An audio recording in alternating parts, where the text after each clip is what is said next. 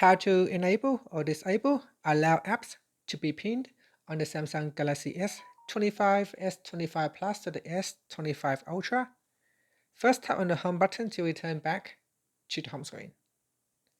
Now from the home screen, swipe down at the top to open up quick settings. In here, tap on the settings icon.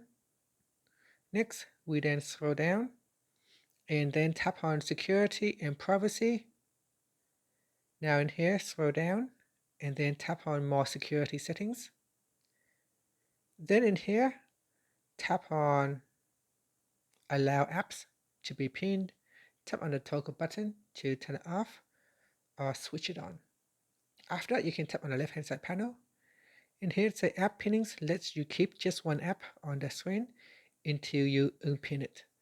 For example, you can pin a game app to let a friend play only that game. And that's it. At the bottom here, you can also turn on or turn off lock phone after unpinning. Finally, tap on the home button to return back to the home screen. Thank you for watching this video. Please like and subscribe to my channel for more videos.